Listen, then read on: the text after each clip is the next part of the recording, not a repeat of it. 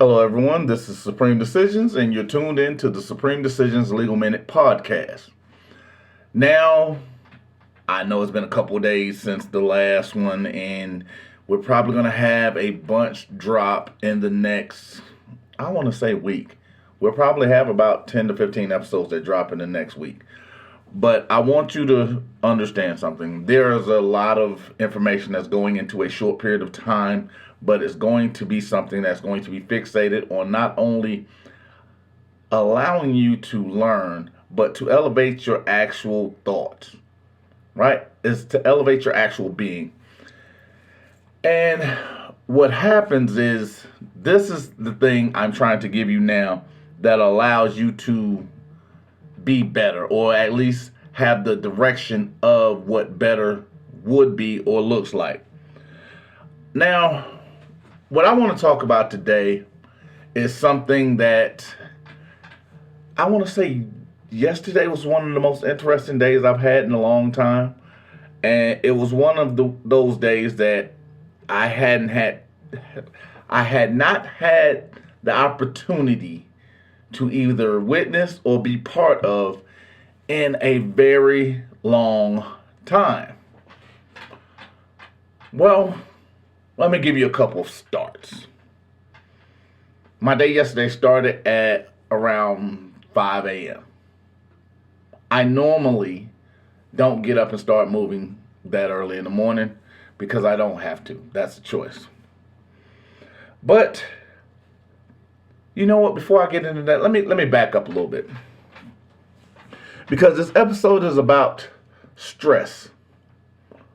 It's about the psychology of war.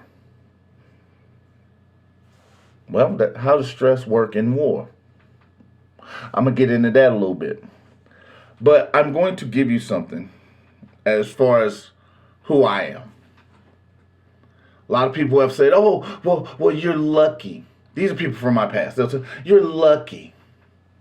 Now I'll ask them, why is that? Because you don't have the same pressures we do. You don't have the same stress we do.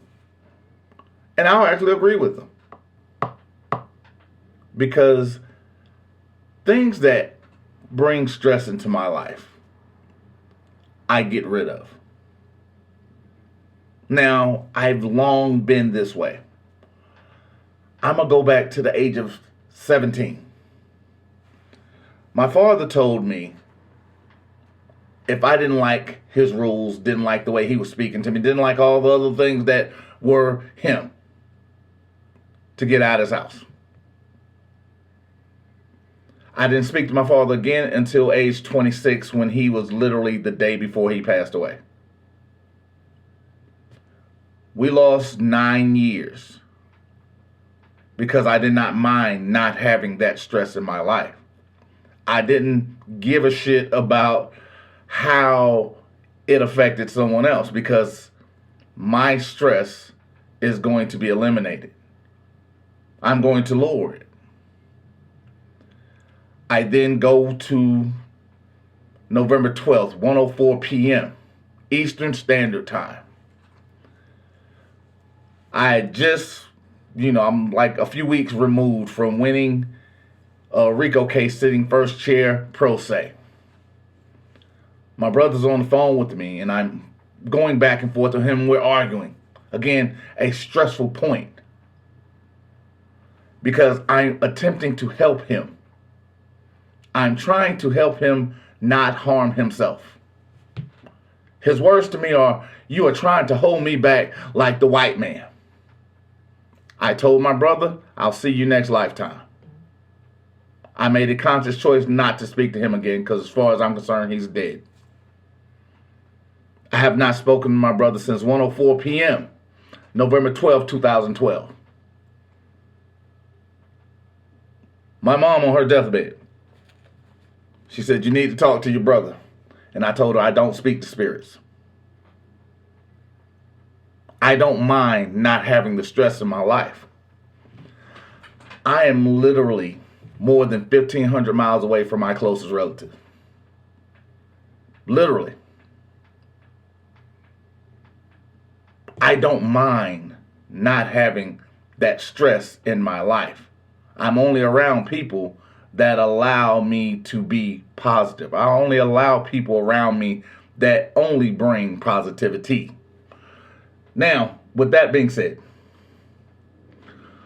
I watched during my trial because prior to, from 2008 to 2010, when I was indicted, I was helping hundreds, if not thousands of people, literally, because I was getting 30 to 40 requests per day, every day, for help.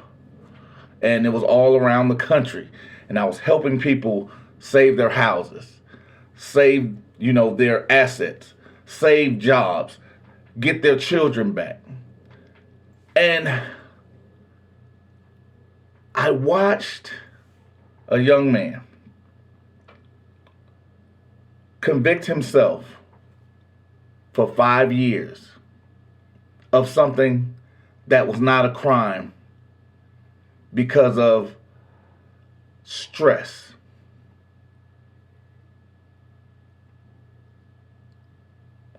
I watch people daily go out and make excuses or justify their actions because they feel a pressure you don't. I often have people ask me, well, what is it that you do? Or what would you do in this situation? I always tell them I'm a bad example. The greatest reason why I'm a horrible example because I'm the guy. Not because it had to be done. I'm the guy that had 2 members of his family that loves him tie him to a chair, put a wet towel over his face, and pour water on his face till I passed out just to see how far I could be pushed.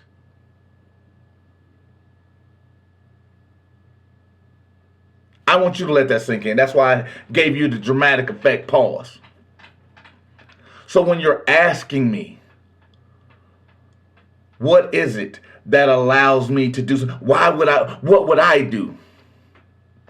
The question would be, would you do that? Because even when I talk an eye for an eye, right? I'm cool with losing my eye to get yours. I am a person that, my father referred to it as a fool with a purpose. I am willing to sacrifice everything I have to get you. I am willing to sleep outside on the concrete and be frigidly cold just to get you. I am willing to forsake everything to exact revenge on you. So when you ask me, what am I willing to do? I am willing to sacrifice everything at any given moment. Because even at one point, my brother referred to me as a nomad because I would live out a backpack. The funniest shit is, I've always been that. I don't believe in moving stuff. Like, I think only maybe twice in my entire life, I've actually packed up things in one house and moved it to another one. And one of those was not really my doing. I said fuck it to everything that was in the house. And friends of mine decided, because I threw a couch off a 3rd story building because I was frustrated. I don't want to take this stuff to my new place. So I just threw the couch off the balcony.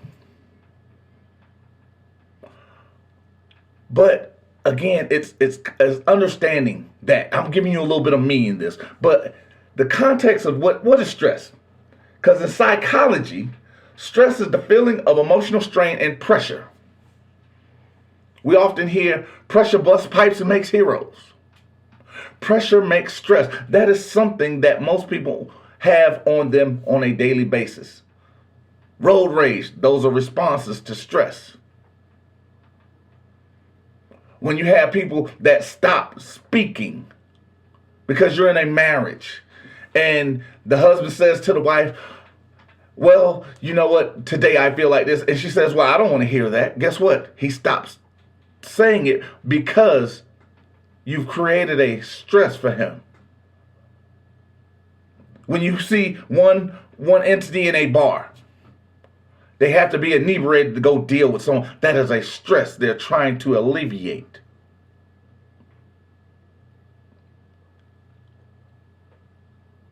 Depression is a bodily response to stress.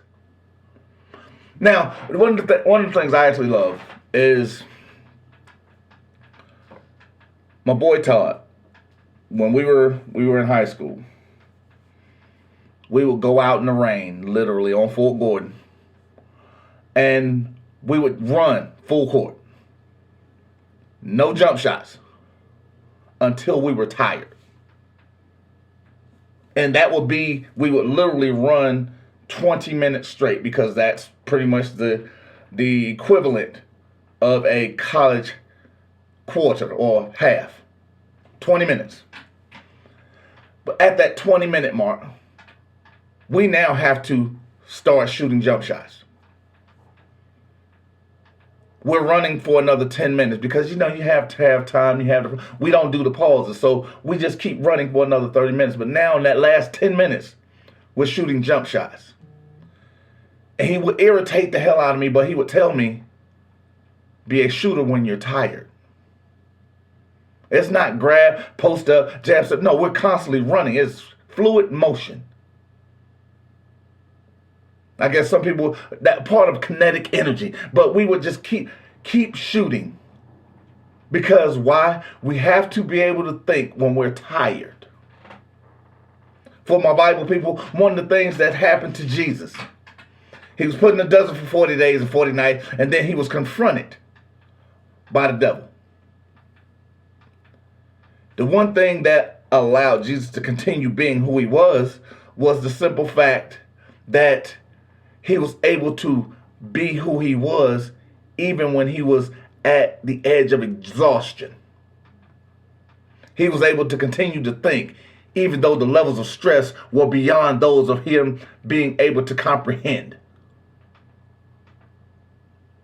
The Marines do stress tests because you have to be able to think and respond the exact same way when you are tired, when you are at the edge of exhaustion, when you are at the edge of being dead, when you've given everything that you got. That's why they talk about champions.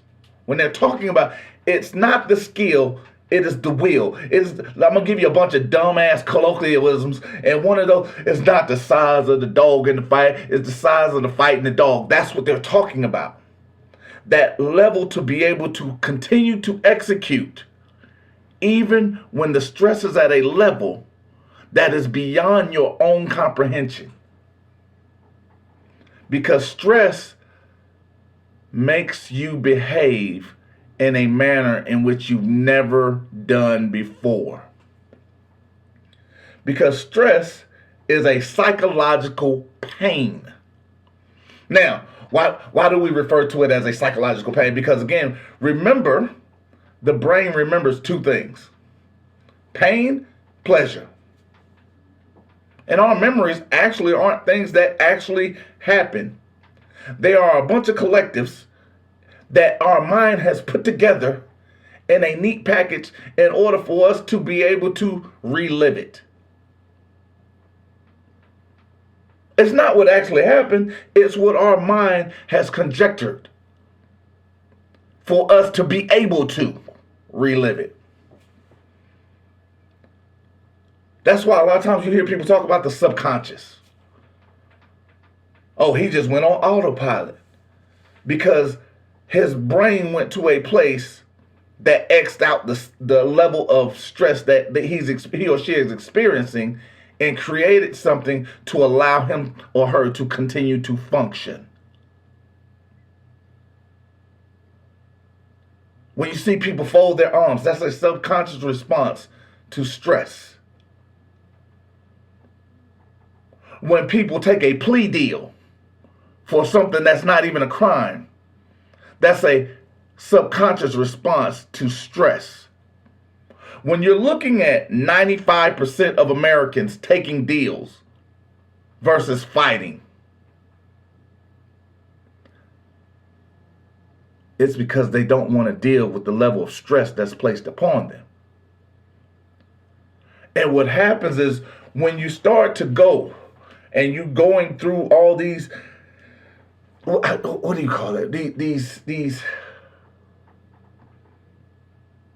changes. Because what's the most funny evolutionary thing that I've ever seen in my life is the one constant in our life that we're all trying to stop, and that's change. We're trying to, I don't want to change. Change is bad. Change, because again, change is painful. Change causes stress, but it's the only constant that you have, because when you start listening to this, there has been a change to this point right now. You're able to continue to consume this because your brain has already registered that this is something that is pleasurable for you, because it doesn't cause too much pain to where it has to be blocked out. That's what we call selective hearing also. But anyway, when we're talking about small amounts of stress may be beneficial, and it can also improve athletic performance, because weight training is a form of stress. And coincidentally, it also allows you to cope with mental deficiencies. I'm going to say that one more time, because weight training and exercising, I'm going to come back to the exercise part, allow us to not only strengthen our physical, but it allows us to strengthen our mental ability to deal with stress. Because the resistance itself is stressful.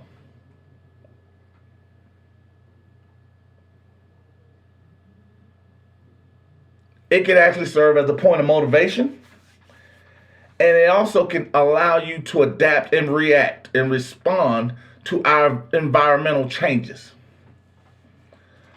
So when you're talking about doing something like keeping your body healthy, that can be a helpful stress. But at the same time, if you are looking for immediate change, and I always talk about that because we live in a microwave society. We're looking for everything right now. The problem is we forget that, let's say, an attorney goes to school for 8 years. And then they're constantly learning. We think that one podcast is going to change your view and give you a great understanding of actual law application. One video is going to give you actual law understanding. It amazes me because the amount of people that'll tell me, I already know that, but don't know how to apply it. Or, man, I've been done that, and then end up in jail. But I'm going to ask you a question. Why is it that we're willing to shut down new knowledge versus gaining new knowledge? Because the pressure of gaining something new increases our responsibility in doing. Because once you know, you can't go backwards. I'm going to say that again. Because once you know, you become more responsible for the things that you know. So it's easier to not even challenge it or actually accept it. Because again, whether it's a good stress or a bad stress, however you're responding to it changes your behavior.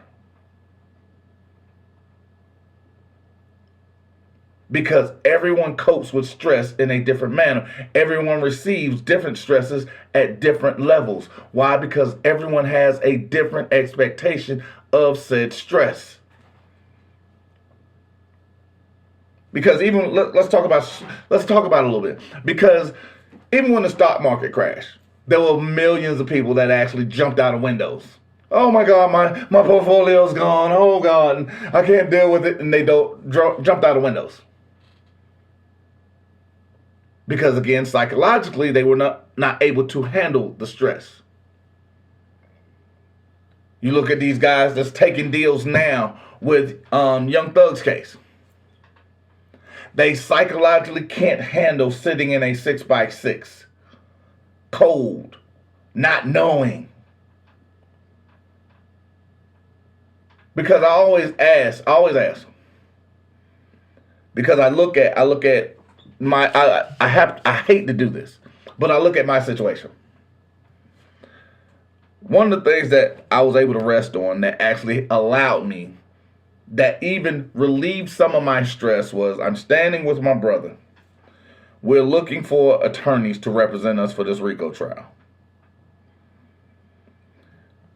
My mama tells my brother, you need, without a fashion, I had just rejected my third attorney. Just rejected him.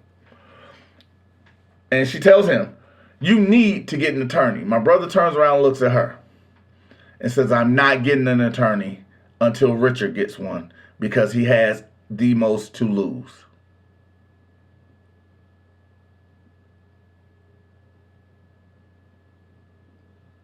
My brother then, body does not change. We're standing in front of the judge. And she asked him, how does he plead? My brother's response is, get your 12.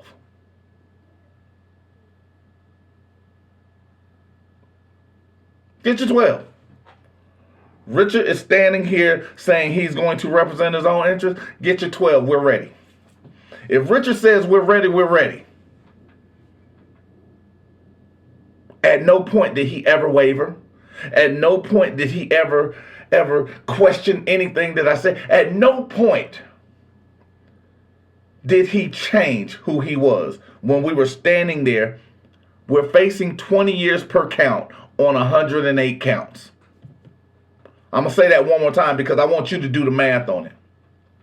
We're facing 108 counts, 20 years per count. And his response is, get your 12. That actually relieved my stress, even though he put more weight on my shoulders. When I was selling Kirby vacuums, my supervisor, Sterling, he actually told me one day, he said, you know what? He said, I don't know what it is that motivates you. He said, but I want you to do me a favor. I said, what's that? He said, go to the BMW dealership and I want you to go buy a 750. He said, then I'm taking you over here to these apartments. He said, and you're going to get a 3-bedroom apartment. I'm like, why the fuck would I do that? Why? That doesn't make any sense. He told me, he said, because money doesn't motivate you. Responsibility does. He said, if I put more on you, you will do more. And I had never thought of that because that's literally how I've been. The more you put on my shoulders, the more of a blessing I can be. But you have to be willing to walk through the fire with me because I'm not walking through the fire for you. Because I'm willing to take on that stress. Because even whenever we're doing something, you may not like how I speak to you. You may not even like my timeline. Understand, I'm working on your case as if it is mine. I'm directing you and guiding you as if I am you. But you have to be able to put your feet in the fire and look the devil in the eye and accept the stress that comes with being me. Because I am that monster. I might be the nicest guy in the world that you've ever met, but I am that monster. Because I put up a post a couple weeks ago and I thought it was hilarious. I actually stopped fighting my demons. Because again, remember I told you, all my stresses, I get rid of them. Many people can't live with their demons. I can't deal with it because the stress is too much. I keep fighting my demons every day. Nah, stop fighting them. My demons have become a part of who I am. The thing is, my demons also understand when it is they need to show up. They need to show up when I'm willing to be tied to a chair, when I'm willing to die, when I'm willing to sacrifice everything I have. I'm that poker player where I told people my problem, my greatest problem, because again, living out of a book bag. I don't really care about anything. Nothing I have has any real value to me. But the context is, I'm willing to push everything to the middle of the table every time because I don't mind starting from zero, because everything I lose, I can get back.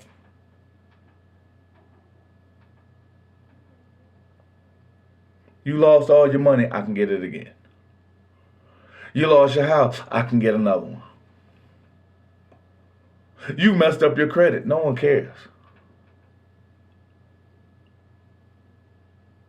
Because I don't allow those levels of stress to even become part of who I am, because I understand who I am.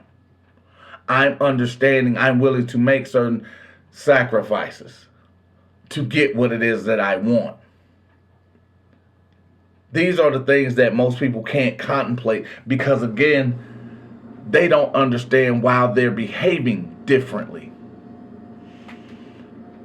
Because even in sales, one of the things I talked about, did when I was in sales, was you have to learn how to be a great listener, which is probably why I hate talking or even listening to my own voice, because I know what I'm saying. Anyway, the context of being a great listener is it allows you to understand how to manipulate, because everyone tells you how to sell them. Everyone tells you where their stress point is. And what is funny to me is people state the obvious. And I'm going to go back to the story of Samson. Right? We're always shown this huge man with 22-inch arms, and he's just jacked to, no means. Or some of my folks, he's yoked. He's yoked to no end. But the question that was constantly asked to him is, where you get your strength? Now, let's go to Captain Obvious. If I'm looking at how big his arms are, I'm not really going to ask him why is he strong. Because I remember when I was doing bodybuilding, I was 295 pounds. I was just as wide, and my arms had a nice little size to them. No one ever questioned whenever I told them. I said, yeah, I warm up with about 330. Nobody looked at me and said, nah, you ain't doing that. No, you ain't benching that. No one ever said that. Why? Because I looked like I was working out with 335 pounds. I looked like that. So why would someone then question, where did I get my strength from? So when we're looking at that, when someone is stating the obvious, oh, I'm not scared of your big ass, guess what they are? They are scared of my big ass. Understand that? Because if they weren't, why are we having a conversation about it? I'm not scared to go see the judge. But then we have a conversation, and going to see the judge comes up 5 times. Oh, I didn't know that we had to do that. Why do I have to go to court? I ain't scared to go to court. But do they need me to go to court? That means now that's the trigger. That's the mechanism. You're telling me that you are afraid to go to court. That is a source of stress. And now it's causing you to not only question, but it's causing you to respond and react in a manner that's different. because you're looking for a source of comfort. And because you don't know where that comfort is going to come from, you have to keep questioning it.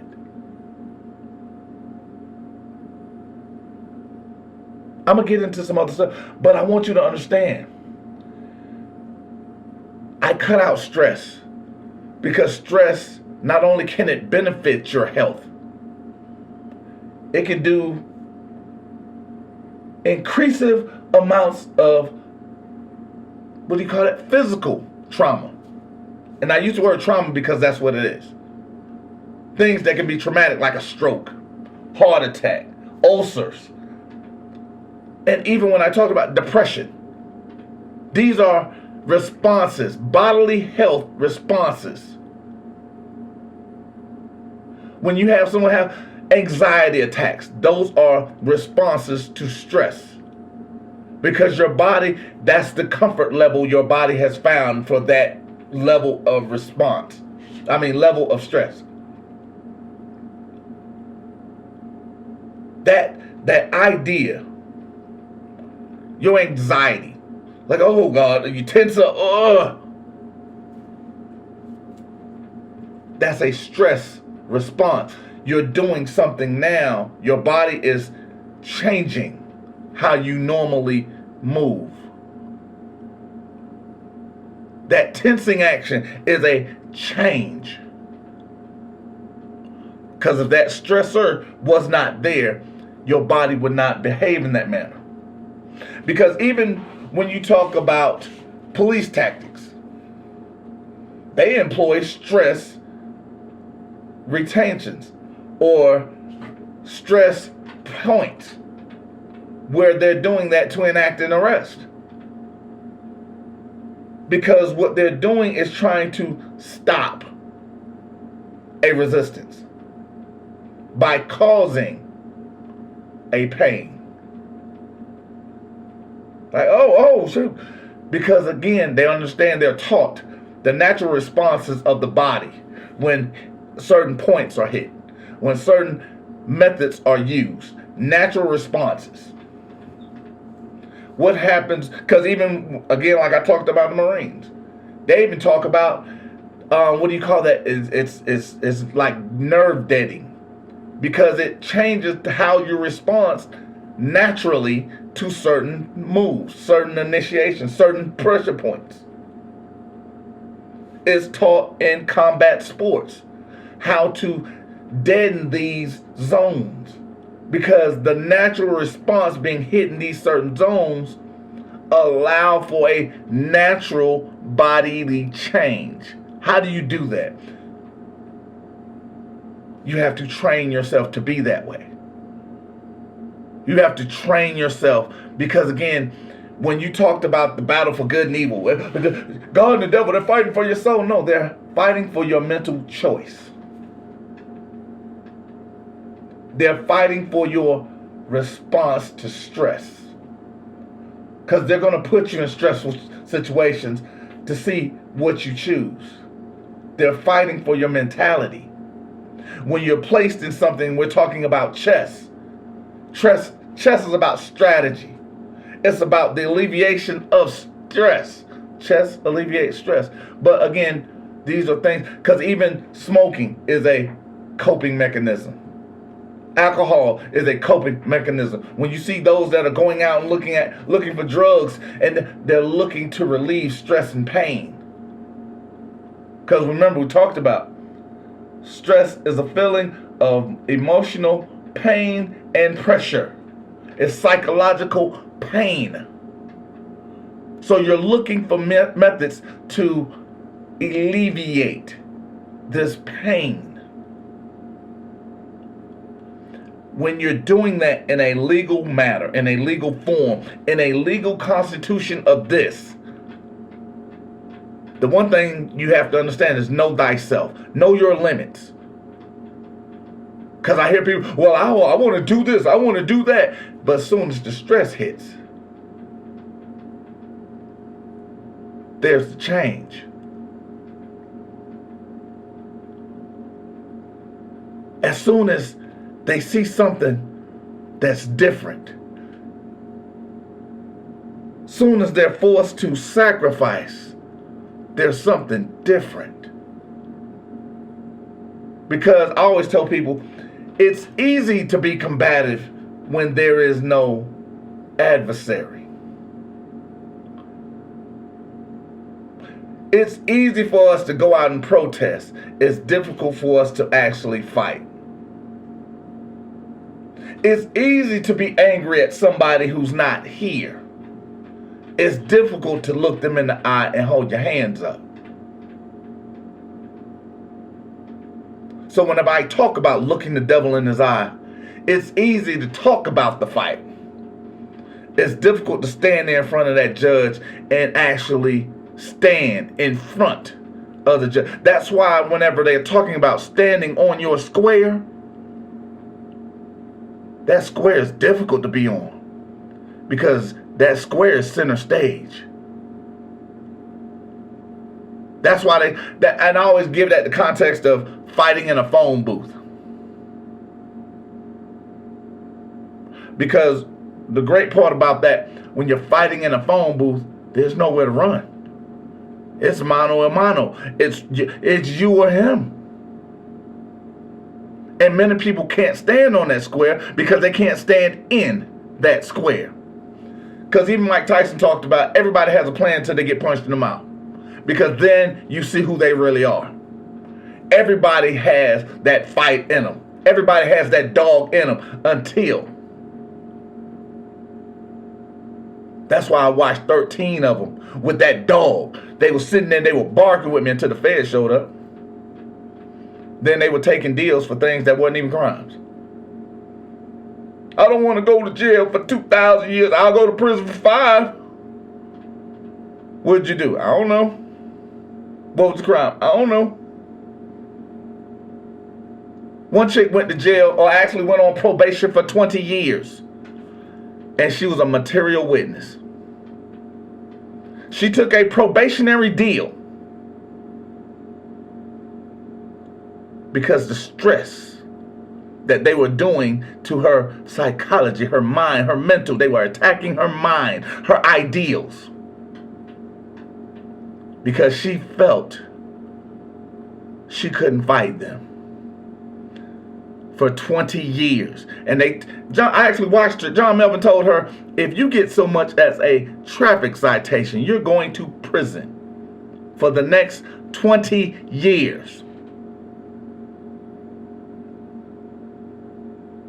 That broad's still riding a bicycle because she is scared to death that she's going to prison, and she was a material witness. She had not even committed a crime.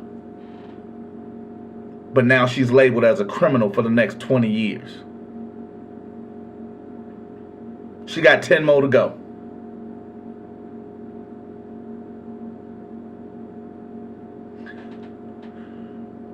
Don't allow stress and the ideas become part of what it is that you're doing, especially if you decide to call me and enact me in your shit.